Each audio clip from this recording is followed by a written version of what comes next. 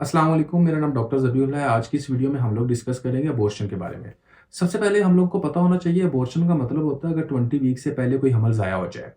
और इसके अंदर आपकी 2 मेन टाइप्स होती हैं। एक होता है स्पॉन्टेनियस अबॉर्शन जिसका मतलब ये है कि आपके जो पेरेंट्स होते हैं वो अपनी मर्ज़ी से अबॉर्शन नहीं चाह रहे होते और वो नेचुरली अनप्लैन्ड एक तरह का अबॉर्शन हो जिसको आप मिसकैरेज भी कहते हो।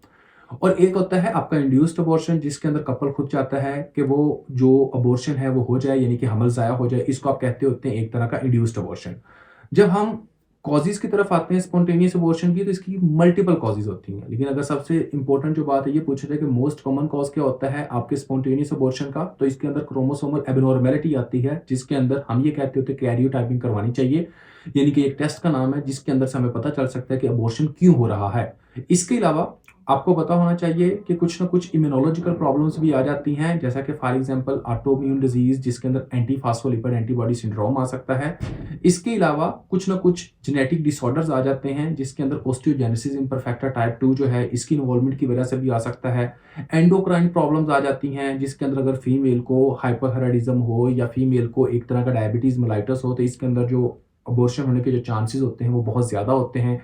कुछ एनाटॉमिकल प्रॉब्लम्स होती हैं फीमेल के अंदर कि अगर फीमेल के अंदर सर्विक्स सही तरह बनी नहीं हुई या यूट्रस सही तरह बनी नहीं हुई तो उसके अंदर जो अबॉर्शन होने के जो चांसेस होते हैं वो बहुत ज़्यादा पीक के ऊपर होते हैं।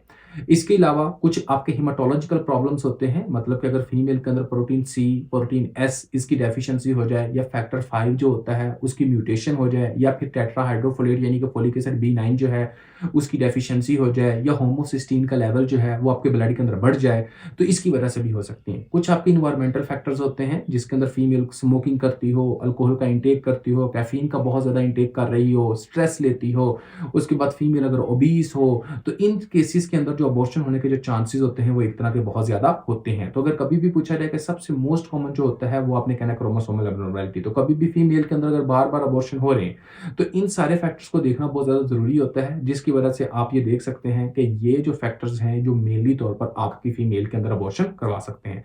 तो अगर आपको ये वीडियो पसंद आई तो प्लीज़ लाइक कीजिएगा, कमेंट कीजिएगा, शेयर कीजिएगा। अगर कोई भी वीडियो आपको चाहिए हो तो उसके ऊपर आप कमेंट कर सकते हैं ताकि हम आपके पास साथ नई वीडियो के साथ वो है वो तशरीफ़ ला सकें और आपको नई वीडियो जो है वो आपको मुकम्मल तौर पर अपने नॉलेज के लिहाज से आपको एक्सप्लेन कर सकें। फ़ी अमानिल्लाह, अल्लाह हाफ़िज़ और टेक केयर।